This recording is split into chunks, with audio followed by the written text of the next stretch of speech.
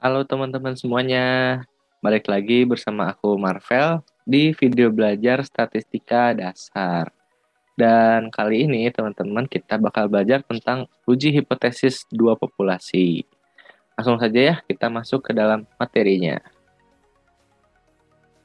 Nah, di dalam uji hipotesis dua populasi ada tiga kasus ya teman-teman seperti yang di video sebelumnya yaitu tentang estimasi dari dua populasi. Nah, di sini juga ada tiga kasus sama ya. Yang pertama adalah selisih rata-rata dua populasi jika simpangan bakunya diketahui. Yang kedua, selisih rata-rata dua populasi jika simpangan bakunya tidak diketahui tetapi sama atau variansnya homogen. Yang ketiga adalah selisih rata-rata dua populasi jika simpangan bakunya tidak diketahui dan dikatakan tidak homogen juga katanya. Oke, nah bagaimana nih kasus 1, kasus 2, dan kasus 3? Langsung saja kita uraikan satu-satu ya. Oke, yang pertama, selisih rata-rata dua populasi jika simpangan bakunya diketahui. Nah, kalau simpangan bakunya diketahui, otomatis kita bisa menggunakan distribusi normal atau pakai distribusi Z nanti teman-teman. Jadi, uji statistik nilai normal baku Z untuk X bar 1 min X bar 2 atau selisih rata-ratanya dihitung dengan rumus ini. Jadi Z hitungnya adalah ini rumusnya.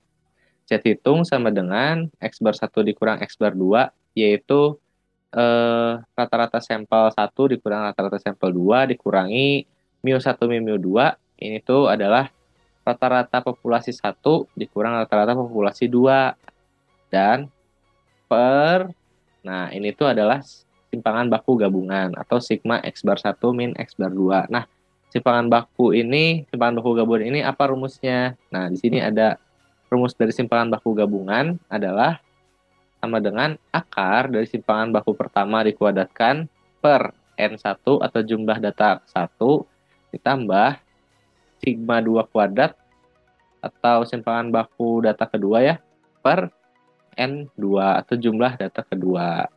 Seperti ini rumusnya teman-teman ya. Harus diingat-ingat ya, ini rumus Z hitung dan juga rumus simpangan baku gabungannya. Oke, kita lanjut ke yang kasus kedua. Kasus kedua itu sisi rata-rata dua populasi jika simpangan bakunya tidak diketahui tetapi dikatakan homogen gitu. Oke, sama seperti uji hipotesis yang sebelumnya ya, yang nomor 1, yang kasus 1. Nah, kalau yang ini tuh kita berbedanya cuma di sini, di T hitung sama di bawahnya ini nih. Jadi kalau tadi kita simpangan bakunya diketahui, maka kita bisa menggunakan distribusi normal.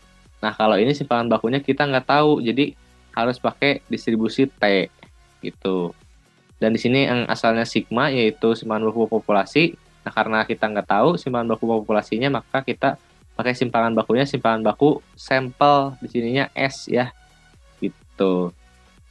Jadi rumusnya adalah T hitung itu sama dengan X bar 1 dikurang X bar 2 dikurang mu 1 min mu 2, ini sama seperti yang sebelumnya ya.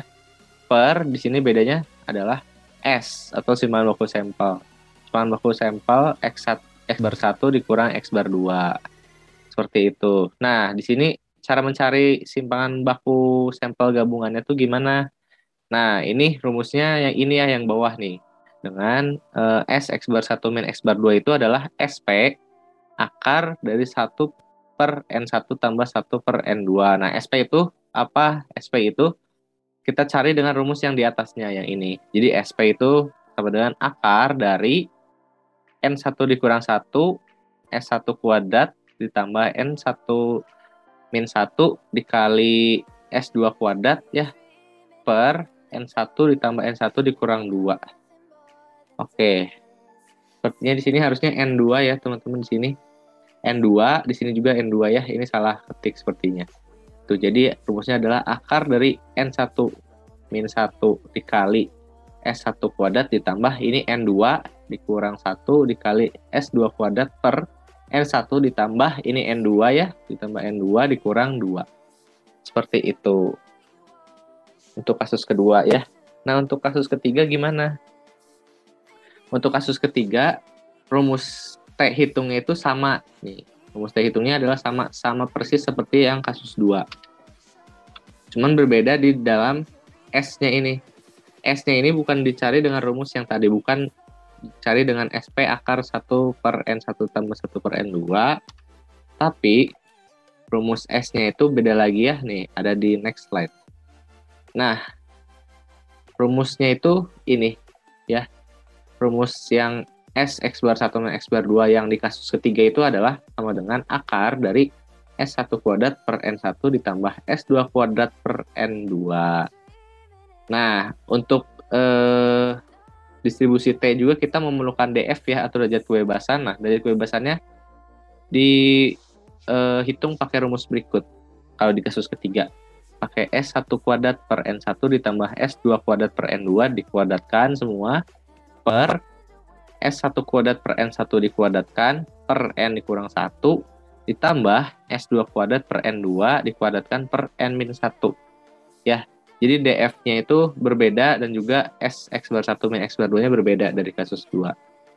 Oke. Seperti itu perbedaannya antara kasus 1, kasus 2, dan kasus 3. Nah, kita langsung saja ya membahas contoh soalnya bagaimana. Nah, misalnya yang kasus pertama terlebih dahulu nih. Nah, di kasus pertama katanya buktikan apakah rata-rata pendapatan pekerja laki-laki dan perempuan berbeda dengan tingkat kepercayaan 97%. Misalnya yang satu itu yang laki-laki ya, yang dua adalah perempuan. Jadi rata-rata gaji laki-laki gitu ya, seluruh laki-laki adalah 4,5 juta rupiah. Nah, dan kalau perempuan adalah 3 juta rupiah. Dan kita mengambil sampel. Nah, rata-rata sampelnya itu yang laki-laki 4,2 juta rupiah. Dan ini tuh yang sampel yang perempuan rata-ratanya adalah 2,9 juta rupiah. Dengan simpangan baku yang laki-laki 500.000 dan yang perempuan 450.000. Nah, jumlah responden laki-laki itu 700 dan jumlah responden perempuan adalah 800. Kita coba mau mencari gitu ya, apakah benar-benar pendapatan pekerja laki-laki dan perempuan itu berbeda. Oke, dalam membuat uji hipotesis, yang pertama kita harus membuat H0 dan H1 dulu. Oke, H0-nya itu gajinya sama ya, yang perempuan dan laki-laki sama, jadi mu 1 sama dengan mu 2. Ya, atau dengan kata lain rata-rata pendapatan pekerja laki-laki dan wanita itu tidak berbeda atau sama ya, ini kata lainnya, tidak berbeda sama dengan sama. Nah, H1-nya kebalikan dari H0. H1 itu jadi gaji laki-laki tidak sama dengan gaji perempuan gitu. Yang kedua, kita harus memilih distribusi yang digunakan. Nah, karena di sini datanya banyak ya, lebih dari 30 yang laki-laki dan yang perempuan juga lebih dari 30. Nah, maka ini juga kita bisa menggunakan distribusi normal atau distribusi Z ya di sini. Makanya kita kan tahu simpangan baku populasi juga ya di sini. Ini simpangan baku populasi di sini nih 500.000 dan 450.000, makanya ini kita masuk ke kasus ke-1 ya. Nah, terus kita harus tentuin juga Z tabelnya. Nah, karena di sini adalah tingkat kepercayaannya berapa? 97% ya. Maka Z-nya adalah Z tabel yang 97% itu adalah plus minus 2,17 ya. Ini teman-teman bisa cari di tabel Z ya, yang 97% itu berapa nilai Z tabelnya gitu. Habis itu kita langsung menghitung Z hitungnya. Pertama-tama sebelum kita menghitung Z hitung, maka kita harus tahu dulu simpangan baku gabungan. Simpangan baku gabungannya masukkan ke dalam rumus, dapatlah sekitar 45.390 sekian gitu. Nah, habis itu kita masukin ke rumus Z hitung. Ya, X bar 1 min X bar 2 dikurang mu 1 min mu 2 per sigma gabungan atau simpangan baku gabungan ya, yang tadi kita hitung sama dengan adalah segini. Setelah dihitung, Z hitungnya adalah min 4,406 atau di sini itu dia kurang dari negatif Z tabel ya. Ya, karena Z tabelnya itu kan negatif 2,17 dan ini adalah 4,406. Otomatis dia lebih kecil dari Z tabel. Nah, makanya karena dia lebih kecil dari Z tabel, makanya H0 ditolak dan H1 yang diterima. H0 ditolak, otomatis yang ini nggak kita ambil nih, yang H0. Nah, yang kita ambil adalah hipotesis 1, yaitu gaji perempuan dan gaji laki-laki itu tidak sama, atau rata-rata pendapatan pekerja laki-laki dan wanita itu berbeda. Jadi kesimpulannya, pendapatan pekerja laki-laki dan wanita itu berbeda ya. Oke, kita lanjut ke kasus kedua coba ya. Kasus kedua itu tadi simpangan bakunya tidak diketahui tapi katanya homogen. Gitu. Tentu soalnya seperti ini. Seorang peneliti ingin mengetahui apakah nilai rata-rata siswa di kota A lebih baik dari siswa di kota B. Asumsikan variansi kedua populasi sama nih ya, di sini kata kuncinya. Variansinya homogen atau sama. Ia mengambil sampel acak siswa di kota A sebanyak 30 dan rata-rata nilai matematikanya 77 dengan simpangan baku 12,4. Berarti di sini X bar satunya 77 ya di sini. Terus simpangan baku sampel S1 sama dengan 12,4 dan ada berapa sampel? Ada 30 ya, berarti N1-nya 30. Oke, kita lanjut ke yang siswa di kota B itu ada 37 siswa ya, berarti N2-nya 37. Terus rata-rata nilai matematikanya 75, X2-nya X bar 2-nya ya, X bar 2-nya adalah 75. Lalu simpangan bakunya adalah 7,5. Dengan tingkat kepercayaan 99%, apakah benar nilai rata-rata siswa di kota A itu lebih baik dibanding siswa kota B? Oke, yang pertama-tama kita lakukan, tadi kita udah diketahui, selanjutnya kita membuat hipotesisnya.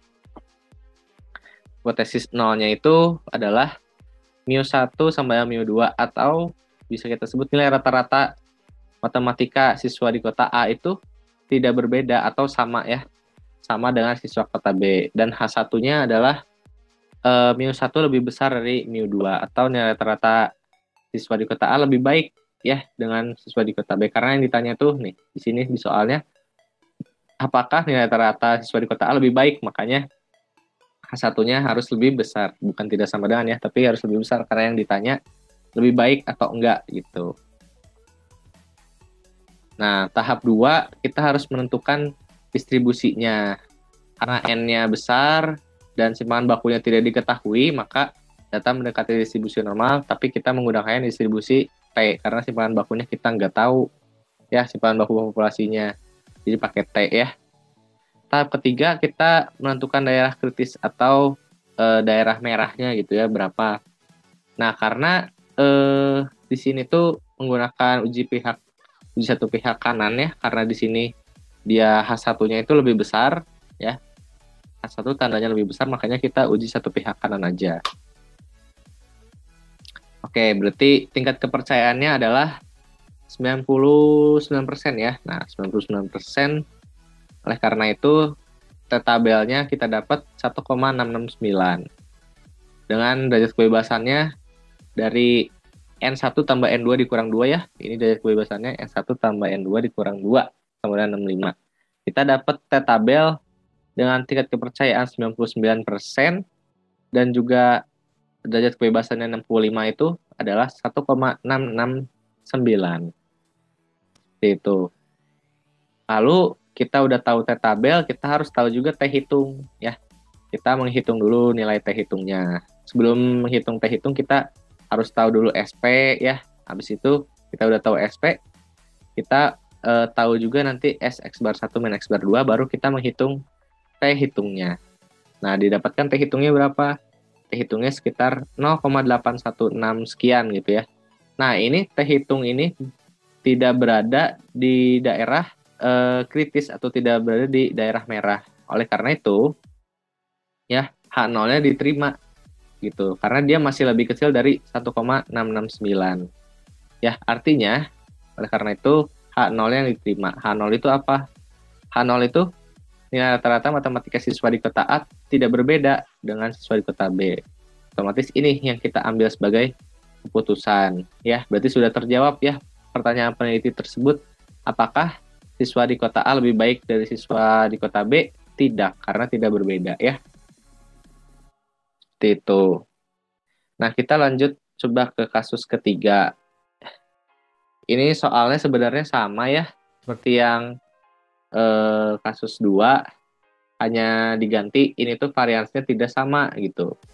Ya, coba kita coba. Ini H0 sama H1-nya sama persis sama yang tadi ya. Nah, yang kedua juga tahap 2-nya menentukan distribusi sama persis ya. Kita pakai distribusi T. Yang berbeda, di sini kita harus nyari DF-nya. DF-nya itu menggunakan rumus yang ini. DF-nya adalah 46 ya, sedangkan di yang tadi kan cuma N1 tambah N2 dikurang 2 gitu. Di sini DF-nya harus dihitung pakai rumus. Dapat sekitar 46 gitu. Dan T-tabelnya kita dapat dengan tingkat kepercayaan 99% dengan derajat kebebasannya 46 itu sekitar plus minus 2,013, atau kita ambil yang kanannya aja sebenarnya yang 2,013. Nah, lalu kita menghitung T hitung. Sebelum T hitung kita harus tahu dulu S X bar 1 min X bar 2. Habis itu kita masukin ke rumus T hitung. X bar 1 min X bar 2 dikurang mu 1 min mu 2 per S X bar 1 min X bar 2. Sama dengan ini, T hitungnya adalah segini.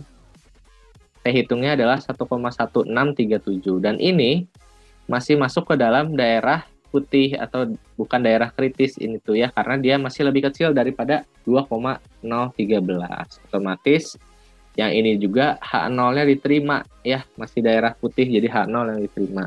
Artinya nilai rata-rata matematika siswa di kota A tidak berbeda dengan siswa di kota B, meskipun tadi kita variansnya kita anggap tidak homogen ya, hasilnya sama seperti yang variansnya homogen.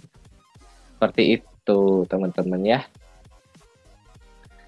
Oke, kalau gitu sekian dulu pembahasan tentang uji hipotesis dua populasi ya. Terima kasih kepada teman-teman yang sudah menonton. Jangan lupa like video ini dan juga subscribe channel BEM Hiu. Terima kasih semuanya. Sampai jumpa di video belajar selanjutnya.